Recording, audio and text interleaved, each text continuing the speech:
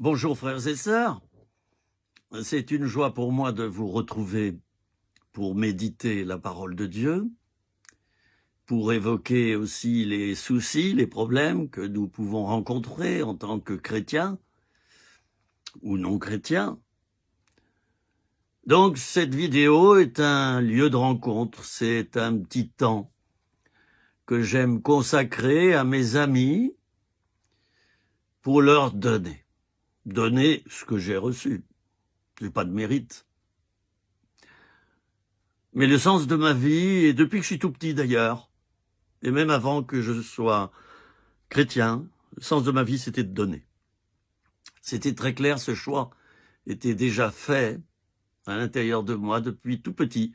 Alors je me souviens, quand on se promenait avec mes parents, je ramassais des fleurs au moment du printemps, au bord du fossé, je ramassais des petits coucous, des fleurs jaunes, ou des jonquilles, puis j'aimais les courir vers les gens pour leur donner des fleurs. Voilà, ça c'était moi. Et je pense que Dieu a vu cette prédisposition. Et moi, j'ai pris un jour la décision de rencontrer Dieu, de chercher Dieu et de le rencontrer. Ça a parfaitement collé avec mon idéal, puisque Dieu est celui justement qui se donne. J'ai trouvé celui qui est devenu mon maître et qui m'a aidé à donner. C'est pas facile de donner. Nous allons aborder dans cette petite vidéo le thème de la persévérance. C'est la deuxième vidéo sur ce sujet. Un thème très vaste, très actuel. La persévérance, de nos jours, nous sommes en 2021, où le monde a des épreuves salées, l'addition est salée au niveau mondial, plus que jamais. La persévérance, nous devons l'acquérir, la développer et la garder avec nous pour pouvoir traverser la suite de ce qui arrive et qui ne sera pas facile, les amis. Une petite définition. J'aime toujours définir les sujets que je traite. Je viens d'une famille de professeurs. Mon grand-père était professeur de français, latin, grec. Ma mère l'était aussi. Ma sœur a été prof d'allemand. Nous sommes donc une famille d'enseignants. Alors j'allais dire que moi je l'ai dans la peau aussi. Et c'est vrai, j'aime tellement enseigner, j'aime tellement faire des conférences. Dans ma vie, j'ai fait des milliers de kilomètres pour faire des conférences, des enseignements. J'aime cela. Et c'est vrai qu'enseigner, dans l'humilité, c'est donner. C'est donner. On donne de son expérience, de ses connaissances, de son savoir. On donne de ce qu'on a appris avec le temps. On a besoin d'enseignants et on a besoin d'être enseigné. Moi, j'aime être enseigné moi-même, bien sûr. C'est la première condition, c'est que je me laisse enseigner pour pouvoir enseigner les autres. C'est très important de devenir et de rester enseignable. Parce qu'un chrétien ou un pasteur qui se dit qu'il sait tout, ou pratiquement tout, et qui ne se laisse pas enseigner et remettre en question, bien moi je me dis que il est comme une voiture où on ne ferait pas la vidange, où on ne ferait pas le contrôle moteur, on ne changerait pas la courroie de distri, etc., etc. On ne changerait pas les pneus. Il y a un jour, tu auras un accident. Très important de rester enseignable, de changer aussi, d'avoir des amis fidèles qui nous disent peut-être des choses qui vont pas nous plaire sur nous, mais s'ils nous le disent avec amour, c'est que vraiment, on va se bonifier si on les écoute. Et c'est le signe qu'ils nous aiment, s'ils osent nous dire quelque chose qui n'est pas facile à dire. Donc sur le moment, ça fait pas toujours du bien, c'est vrai, on encaisse, mais si on voit que c'est avec amour que la personne nous le dit, disons-lui, merci de me le dire, je vais y réfléchir. Vous n'êtes pas obligé de répondre tout de suite. Je vais réfléchir à ce que tu m'as dit. Merci d'avoir eu le courage de m'affronter, de me dire quelque chose qui n'était pas facile à dire. Je vais y réfléchir et on en reparlera. Voilà. Très important d'être comme ça. Et je dirais qu'à l'heure actuelle, nos églises sont parsemées, et c'est pas un jugement, sont parsemées de pasteurs, de prêtres et de chrétiens dont beaucoup ne veulent pas changer, ne veulent pas remettre en question leur vie. Et quelqu'un qui ne change pas, c'est quelqu'un qui est comme un cristaux, c'est comme des cristaux de sel, hein, comme un cristal de sel. C'est quelqu'un qui va devenir une statue de sel comme la femme de Lot, vous savez, dans l'Ancien Testament. Elle voulait pas changer. Elle s'est retournée en arrière, elle est devenue une statue de sel, nous disent les textes. Le chrétien qui veut pas changer, un jour ou l'autre, il va regarder en arrière. Pour l'instant, il stationne, mais un jour ou l'autre, puisqu'il ne veut pas regarder en avant et au changement, il va regarder en arrière, il va retomber. Chers amis, je vous exhorte à vous remettre en question, et je me le dis d'abord à moi, en premier.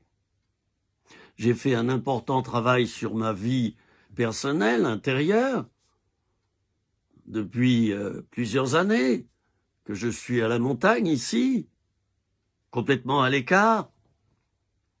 Je me suis laissé purifier de plein de choses, et j'en ai encore plein de choses, plein à changer.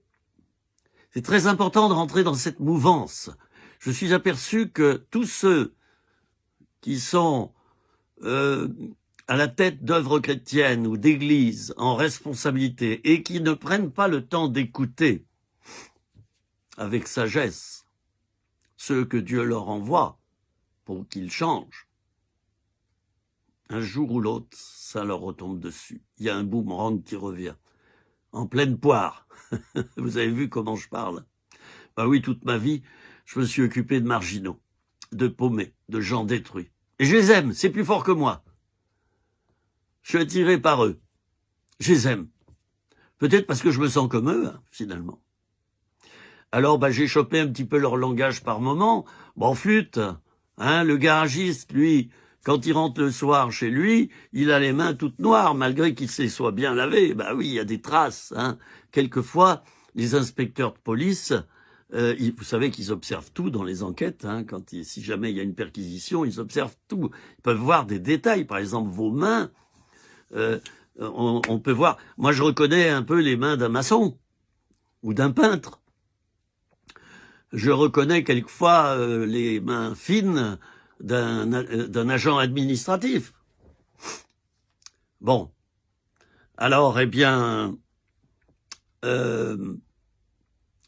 c'est important de savoir changer, observer et virer de bord s'il le faut. Si on ne le fait pas, on va peut-être aller droit au mur. Qu'est-ce que c'est que la persévérance? Quand on regarde dans le dictionnaire, on trouve ceci. La persévérance, c'est la fermeté, la constance dans la foi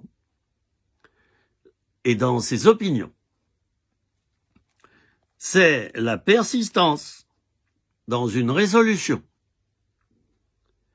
C'est la continuation de ce que nous avons entrepris. Voilà la définition. Fermeté, constance, persistance, continuation.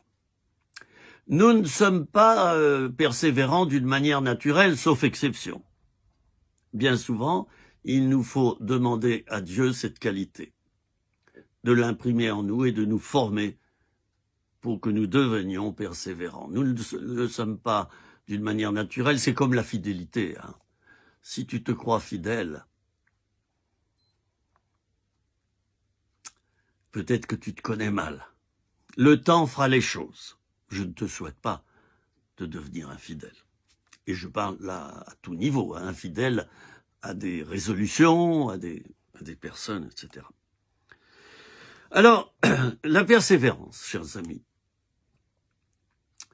Si on ne l'a pas, qu'est-ce qui se passe? On devient instable, inconstant, irrésolu. C'est l'apôtre Jacques qui en parlera dans son épître. On n'est pas stable. On baisse les bras. On va à gauche, à droite, au milieu, derrière. Eh oui. On ne continue pas sur la même route. C'est comme quelqu'un qui voudrait aller de Lyon à Paris, et puis qui irait direction Strasbourg, ensuite direction Lille, ensuite direction Rennes, ensuite direction... C'est quoi ça? Ça coûte cher en frais d'essence et d'autoroute. Ça prend trop de temps. On n'atteint jamais le but. Et ça sert à rien. Si ce n'est qu'à emberlificoter les choses. La personne qui n'est pas persévérante, elle devient instable. On ne peut pas compter sur elle. On ne peut pas lui confier une responsabilité. Parce qu'elle n'est pas fidèle et stable. Elle n'est pas fondée sur le roc. Elle n'est pas résolue, elle est irrésolue. Alors peut-être es-tu comme ça, de nature. Ce qu'il te faut, c'est essayer de changer. Pas facile. Si tu n'arrives pas à changer, dis-le à Dieu, il va t'aider à changer. Bon, je vais juste dire à mon chien, Sikina. Voilà, il se calme parce qu'il a un accès sur la porte d'entrée qui est vitrée. Donc s'il voit un chien, un chat ou quelqu'un qui passe, il va faire comme maintenant. Moi j'ai résolu de ne pas le renfermer pendant mes vidéos et de prendre le risque que vous l'entendiez. Oui, il a le droit de vivre et de s'exprimer comme moi. Alors de temps en temps, il prend le micro. Pardonnez-lui si ça vous gêne. Moi maintenant, ça me gêne plus. La persévérance, qu'est-ce qu'elle nécessite? Elle nécessite d'abord une prise de décision vis-à-vis d'une direction à prendre, d'un problème que nous avons, d'un projet, prise de décision, puis engagement. Il y a bien sûr une prise de position, puisqu'il y a une prise de décision, il y a une prise de position d'abord. C'est donc un acte de volonté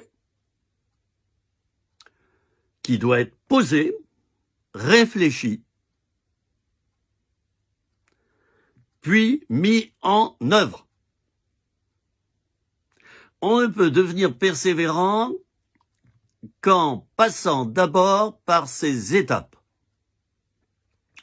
de prise de position, de prise de décision, d'engagement et de mise en pratique. Il faut commencer par là.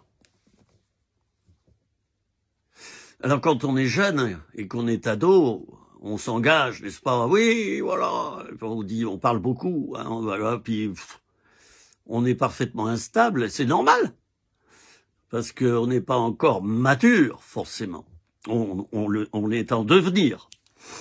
Alors les ados, ils sont merveilleux, ils sont pleins d'énergie, pleins de force, et puis tout à coup, ils disent on va faire ça, c'est quelquefois impulsif.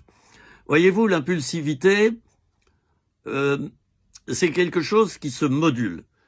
Moi, je suis plutôt impulsif, et j'ai appris à me moduler. J'ai appris à me calmer. Un impulsif, c'est quelqu'un qui a des pulsions et qui obéit. Alors les pulsions, pourquoi pas, mais l'obéissance aux pulsions, ça se traite, ça se transforme. Alors si tu es un impulsif, bien sûr, et que tu obéis à ton impulsivité, tu pourras pas devenir persévérant et stable. Tu ne pourras pas. Ça marchera pas. Parce que tu vas écouter tes émotions. ou tes pensées qui peuvent différer selon les jours et l'heure. Quel beau chantier que celui de devenir persévérant, chers amis. Quel beau chantier. Ça peut prendre plusieurs années. Mais le résultat est fabuleux. Pourquoi? Parce que Dieu, ensuite, va pouvoir planter un arbre dans le bon terreau de ta vie. Il va pouvoir t'utiliser pour du solide. Il va t'utiliser pour quelque chose d'utile, quelque chose qui dure dans le temps, et quelque chose qui nécessite de la maturité, de la constance et de la sagesse. J'espère que c'est ce que tu veux. Est-ce que tu veux simplement être comme un coucou? Vous connaissez le coucou? Un oiseau, coucou, coucou. Il y en a pas loin de chez moi, je les entends quelquefois. Coucou, j'aime bien les écouter d'ailleurs. Est-ce que tu veux être un coucou? Tu sais ce qui est la spécialité du coucou. Ou bien alors, est-ce que tu veux représenter quelque chose de solide, de stable, et tracer ton chemin régulièrement, constamment, toujours dans la même direction. Voilà. Je sais que Dieu me forme, dira le frère ou la sœur. Alors non, je rentre pas d'abord dans ce projet. Non. Dieu me forme, je me forme pour l'instant. Donc je ne suis pas sur l'estrade, je ne prends pas cette responsabilité, c'est trop tôt. Voilà quelqu'un de stable, quelqu'un de persévérant, qui ne se laisse pas avoir, qui ne se laisse pas distraire. C'est quelqu'un qu'on ne va pas pouvoir acheter. C'est quelqu'un qui est attirant. Je me rappelle en tant que jeune, j'avais à l'époque 14, 15 ans, 16 ans, c'était De Gaulle qui était au pouvoir. On le voyait régulièrement à la télévision. Il n'y avait qu'une seule chaîne et en noir et blanc. Alors quand De Gaulle parlait, attention, toute la France était devant les écrans. Il n'y en avait qu'un dans une maison, quelquefois les voisins venaient, ceux qui n'avaient pas la télé, c'était un événement. Et je me souviens de cet homme, et là je ne prends pas parti pour la droite, la gauche, ou quoi, je fais pas de politique. Mais déjà en tant que gamin, je me disais, mais il y a quelque chose de bien chez cet homme. C'est vrai que face à lui, j'avais confiance. Je me sentais en sécurité. Regardez, il circule encore sur le net des anciens films en noir et blanc où il y a quelques discours de Gaulle. Il était posé, réfléchi, prenait son temps pour parler. Il a fait des erreurs, on est d'accord, vous n'avez pas commencé à me chercher des noises. Oui, mais je vous parle du caractère de Gaulle. Déjà, en tant qu'enfant, je me disais, qu'est-ce que j'aimerais ressembler à De Gaulle, en tout cas, être un homme qui a cette capacité d'autorité sans élever la voix. Quand tu entends De Gaulle parler, ça en jette. Sans l'homme d'État. Oh, que je rêve de pouvoir rencontrer à l'heure actuelle de tels hommes d'État. Malheureusement, il y en a si peu. Je ne vais pas faire ici de politique, je parle simplement de l'identité des présidents de la République successifs qui sont venus au pouvoir depuis quelques dizaines d'années. J'ai l'impression que c'est un escalier qui descend. Et ça ne me fait pas rire, figurez-vous. Parce que quand je suis devant le discours de tel ou tel chef d'État contemporain, je me sens plus du tout attiré comme du temps de De Gaulle. Là encore, je fais pas de politique droite, gauche, centre, etc. Non, non, non, non. Ne me faites pas dire ce que je ne dis pas. Je parle de la présence de la personne, de la profondeur de la personne. Un homme d'État, c'est un serviteur. Et on le sent qu'il sert la nation et le peuple. Un homme d'État, c'est pas un beau parleur. C'est pas d'abord un mec hyper diplômé, je suis désolé. Un homme d'État, c'est quelqu'un qui sacrifie sa vie pour le peuple qu'il représente. Il sent le poids de sa charge. C'est un homme réfléchi, qui a une autorité sereine et qui sait prendre les mesures nécessaires. Je suis bien déçu. J'attends cet homme providentiel, cette femme, ça peut être une femme, providentielle, qui aura la stature, la carrure d'un homme d'État et non pas d'un vendu. Et non pas d'un employé de lobby et de banque. J'attends. Sauf miracle de Dieu, je pense que j'attendrai longtemps. C'était une petite parenthèse que je ferme. La persévérance, c'est d'abord une prise de position, après réflexion, méditation, où on sonde vraiment ce qu'on a à l'intérieur de soi-même, on examine quel choix on aimerait faire, on regarde à nos capacités, ouais, ça prend du temps. Après, on fait un choix, on prend une décision et on reste dans la décision qu'on a prise. Coûte que coûte, vous voyez, mon chien, chaque fois qu'il fait ça, il dit amen, hein.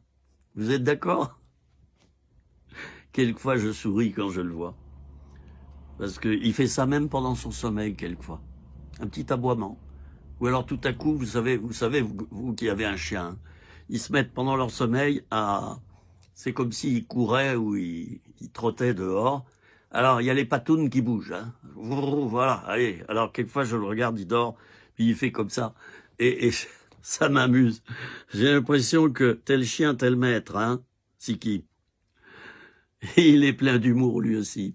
Moi, j'en ai, je crois que j'en ai. Et il en a, lui aussi.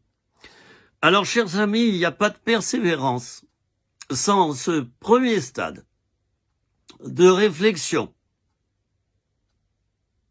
Il ne s'agit pas de persévérer dans l'inconstance, de persévérer dans l'instabilité. Il faut une assise. C'est comme un immeuble, un monument qu'on veut construire. L'assise est très importante. À quoi ça sert de construire une tour Montparnasse si au bout de 2 ans elle s'écroule à la première tempête?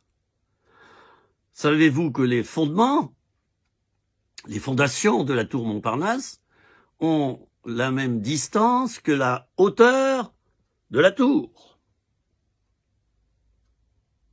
La profondeur de la tour est égale à la hauteur de la tour. C'est comme ça qu'elle arrive à tenir. Moi, je suis monté complètement au sommet de la tour Montparnasse. Vous savez, ça bouge hein, par temps de tempête. Je suis monté en haut de la tour Eiffel, c'est pareil. Ça tangue.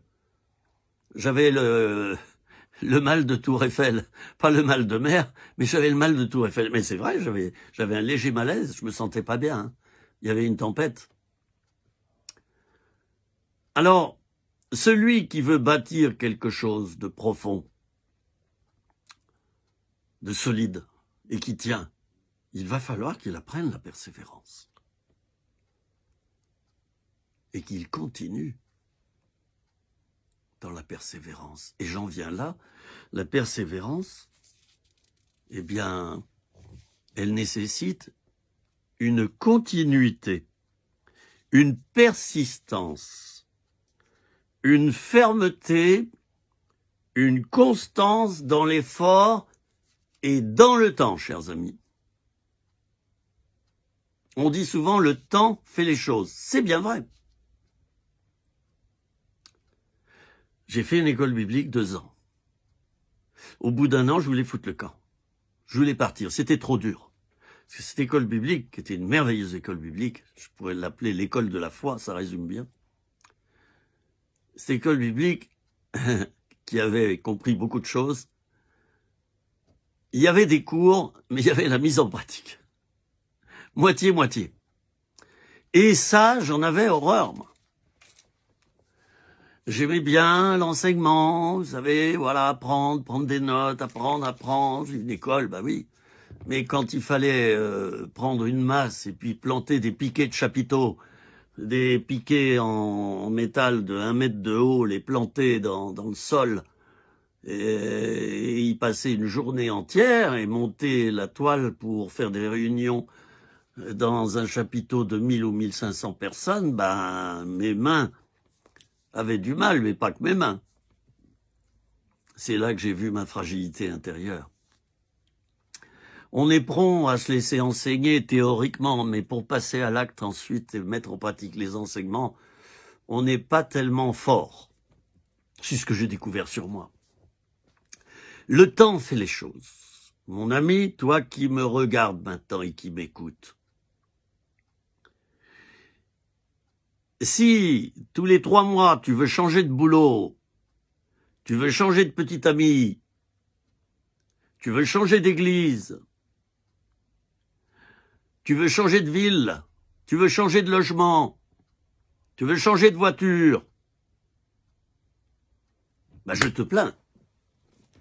Tu es un grand instable. Donc, fais attention. Parce que celui qui réussit, c'est celui qui est stable. Regardez Dieu, est-ce qu'il a pris son temps? Ah oui. Ça fait 2000 ans que Jésus est monté sur une croix. Dans les textes bibliques, on retrouve Jésus vient bientôt, c'est-à-dire subitement. Mais en tout cas, à l'époque, on se disait, ça y est, il va revenir. Il l'avait vu partir. Il disait, bon, bah, préparons-nous, il va revenir. Ça fait 2000 ans qu'on l'attend, et toujours pas là. Il est constant, le Seigneur.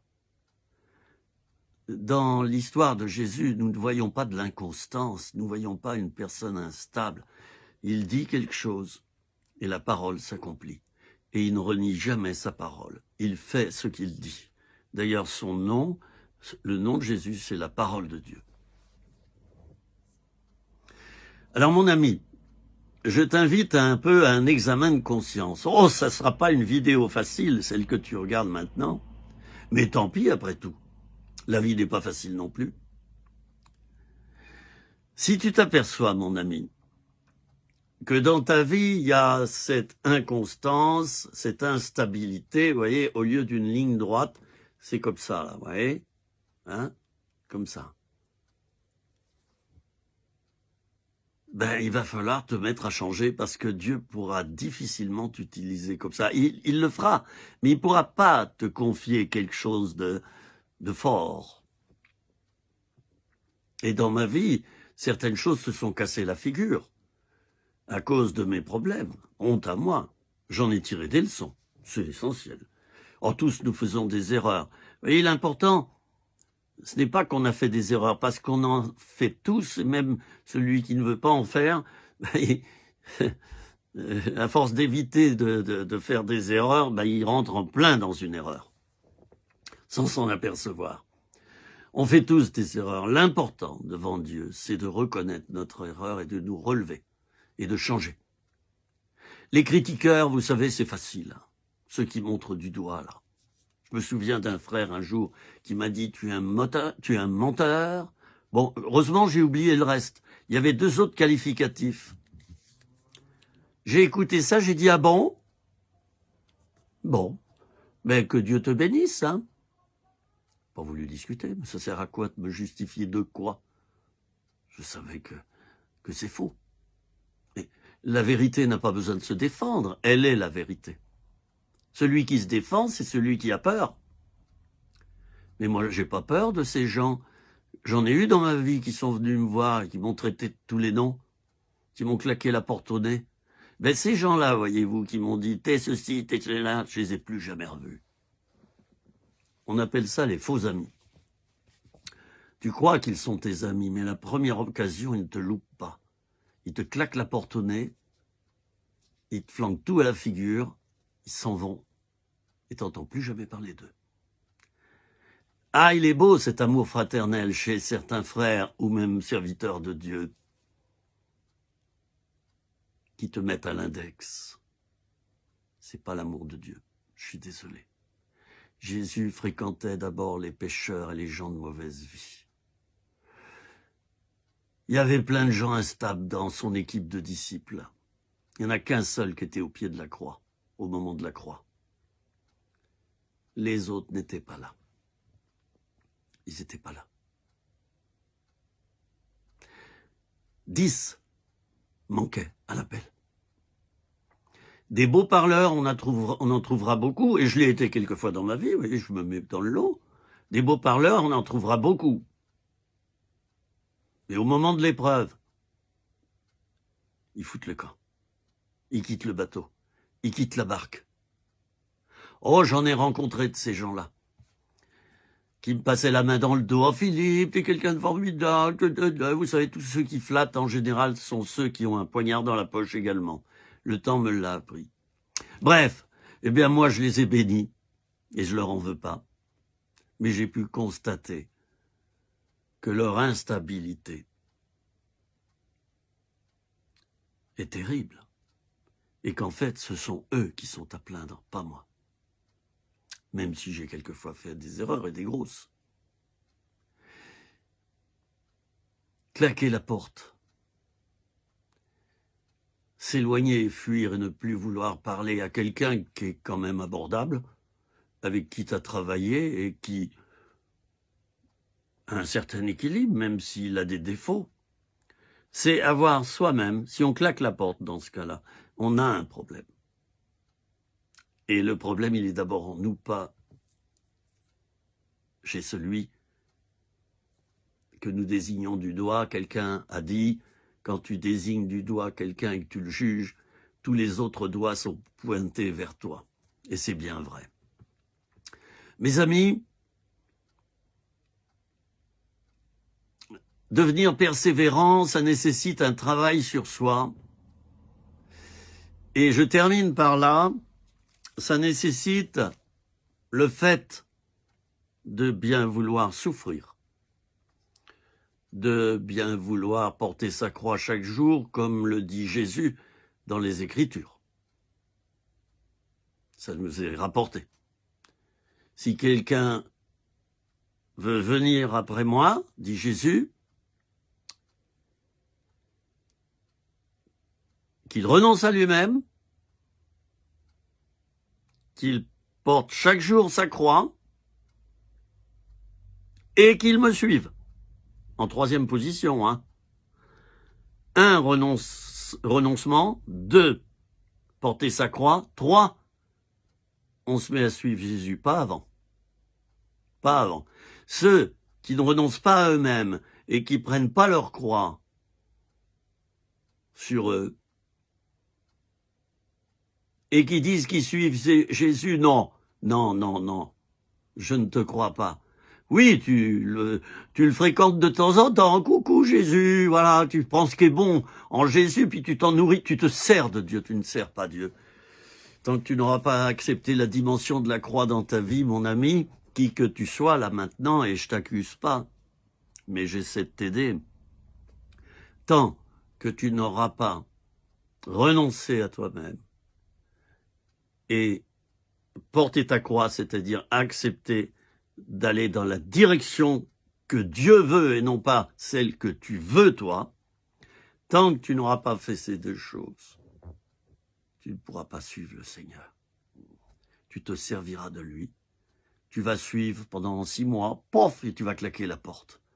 Et comme je vous l'ai dit, des chrétiens instables, et je ne les juge pas, je l'ai été aussi à mes heures, vous en trouverez partout. C'est pas parce qu'ils sont chrétiens ou non chrétiens. C'est parce que cette société est tellement instable elle-même qu'elle forme des gens instables. C'est tout. Et ça a pénétré dans l'Église. Oh, vous en trouverez des chefs de coalition, des gens qui se mettront contre vous et qui voudront prendre votre place. On m'a fait le coup plusieurs fois, moi. On a cherché à me virer. Oh, il n'y a pas que moi, d'ailleurs. C'est fréquent, ça. Ah oui, des gens qui se croient supérieurs à toi, qui sont jaloux, ou que sais-je, peu importe leur motivation. Mais ils ont tous le même profil.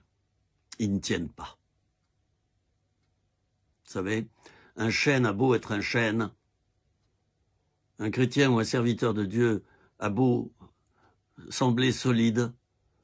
Dans la fable de La Fontaine, le chêne et le roseau, qui est-ce qui a gagné? C'est le roseau. Il était flexible, il se soumettait. Le chêne était solide, certes, mais il ne se soumettait à rien. Et c'est le vent. Vous vous rendez compte, le vent, c'est pas un objet, c'est pas un bulldozer qui l'a renversé. C'est le vent. Donc l'air qui est léger, qui est un souffle, c'est le vent qui a réussi à mettre à terre le chêne. Et parfois, c'est le vent du Saint-Esprit qui renverse les gens instables dans le service de Dieu. C'est malheureux. Mais il y a une parabole qui en parle, c'est la parabole du semeur. Souvenons-nous que la semence était tombée dans plusieurs sortes de terrains et dont le terrain pierreux. Alors relisez cette parabole et vous verrez que la graine s'est enfoncée dans le sol de ce terrain pierreux. Il y avait de la terre mélangée à de la pierre. Il y a une tige, donc le blé a levé. Et qu'est-ce qu'il est dit dans ce texte? C'est que le soleil a séché la plante. Ben oui, elle n'avait pas de profondeur. Les racines étaient empêchées de se nourrir et de circuler librement dans le sol. C'est le soleil qui a eu raison de cette plante instable. Et le soleil représente Dieu, chers amis, dans la Bible. Le soleil de justice. Il ne représente pas l'adversaire. En quelque sorte, l'Esprit de Dieu, au bout d'un moment, souffle d'une telle manière que la personne instable se dévoile. Tout à coup, elle pique une crise, elle se dévoile et elle casse tout. Et ça, c'est le propre des bipolaires, par exemple, des maniaco-dépressifs, qui, s'ils sont soignés et traités, vont aller tout à fait bien. Mais s'ils refusent leurs problèmes et leurs maladies, parce que c'est une maladie, la bipolarité, la maniaco-dépression, et je ne parle pas là des pervers narcissiques qui aussi sont atteints, et drôlement atteints d'ailleurs. Eh bien, si ces personnes sont traitées, ça va aller. S'ils ne sont pas traités, eh bien, ils vont tout détruire. Voilà, la personne bipolaire, ça prendra son temps, mais elle va tout casser. Son couple, ses finances, sa santé, tout va y passer. Ça prendra du temps. Voilà, mais ça fait pas du beau travail. Mes amis, nous allons prier quelques instants. Nous allons prier par rapport à notre propre instabilité, notre manque de persévérance. Nous allons prier par rapport à notre caractère, à notre inconstance, peut-être notre impulsivité, et les défauts qui font que nous avons du mal à aller tout droit. Il faut toujours prendre des chemins de traverse, des chemins addictifs, des chemins de fuite. Il y a un problème là. Alors nous allons demander à Dieu son aide. Vous êtes d'accord? Prions ensemble. Seigneur, nous te prions maintenant pour que tu touches notre identité profonde. Et que là, Seigneur, où il y a de l'instabilité, là où il y a une absence de prise de décision qui dure dans le temps, là où il y a trop de phénomènes de fuite, de retour en arrière, d'inconstance, tu poses ta main. Seigneur, apprends-nous tous à devenir stables, posés, persévérants. Et nous savons que plus nous le deviendrons, plus tu pourras compter sur nous pour annoncer ta parole, enseigner des disciples et nous confier tes œuvres à toi.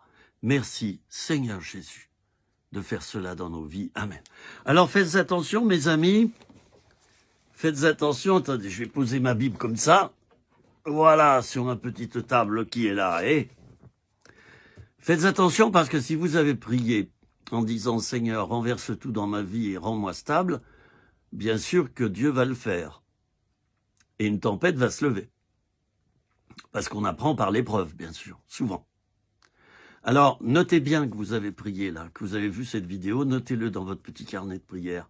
Hein, de manière que si dans un mois, il y a tout qui bouge, et il y a du vent, comme avec le chêne et le roseau, vous puissiez identifier « Ah, mais Seigneur, je t'avais donné l'autorisation, je voulais devenir stable, donc je me soumets. » Et là, vous allez mieux le vivre, sinon vous allez croire que le ciel vous tombe sur la tête. D'accord? Donc notez-le, et puis dites « Seigneur, bon, ne va pas trop vite, hein, pas trop fort s'il te plaît. Lentement, sûrement. » Voilà, ça vous pouvez le demander au Seigneur. Et surtout, souvenez-vous que vous avez fait cette prière. Change-moi, purifie-moi, fais-moi devenir stable et persévérant. Je vous salue dans le nom de Jésus. C'était une joie pour moi de vous retrouver. Et nous continuerons, Dieu voulant, nos petites rencontres ensemble. À bientôt, frères et sœurs.